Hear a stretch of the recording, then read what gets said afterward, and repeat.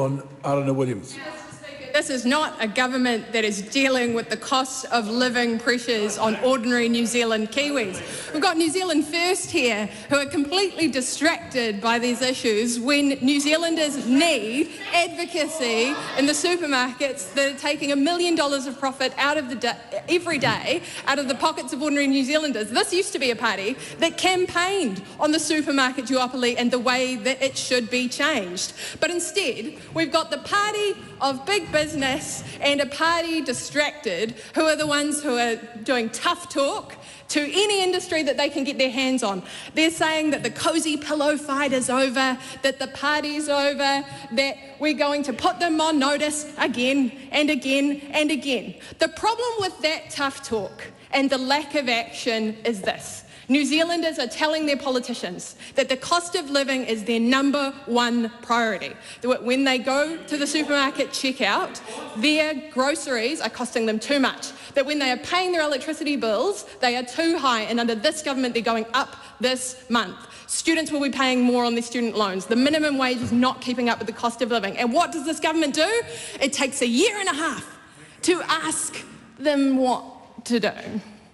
I'm going to speak directly to the National Party MPs here today who represent the constituents who are being done over by the supermarket duopoly. I've got an example here of the Taupo electorate compared to my electorate in Manurewa. New World Turangi is one of the many New Zealand supermarkets that has a monopoly over the geography in its catchment. It's about an hour's drive to the next competitor of any size, so people are basically captive in that supermarket zone. In a recent survey, University of Sydney researcher Lisa Asher compared a basket of fresh produce and dairy products from New World Turangi compared to Pack and Save Manukau. At Pack and Save, the basket of goods was $75.35, and at New World, it was $94.82. People in Taupo are paying $20 extra for a small basket of top-up goods every time they go to the supermarket, compared with the competitive market that exists in Manukau where there is choice. That's because they are forced to choose from a smaller range of products on offer at that supermarket, and the prices are higher. This is an electorate for every MP to deeply care about. This is affecting New Zealanders far more than any tax cut could possibly give them relief.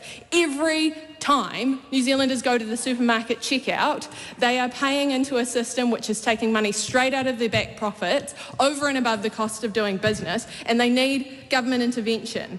It's 1.5 years to ask for information that this government solution is, when Labor has laid the groundwork for reform. Without the Grocery Commissioner publishing those reports, without the ability to monitor what is going on in the market dynamics in New Zealand, there would be no ability to do this reform, but we have the ability to do it now. The government needs to take serious action on the cost of living, and this is one thing it could do in its plan of cutting services to actually help New Zealanders with the costs that they are being pushed onto them in their household budgets when their wages won't keep up with their rising costs and they have no solution for their rising rents and rising housing prices in sight.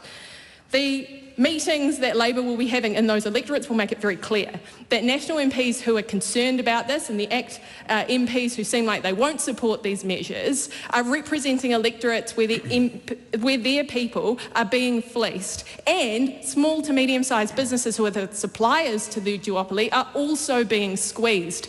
We need politicians who represent these areas to actually want to take action and actually see this through to regulatory change.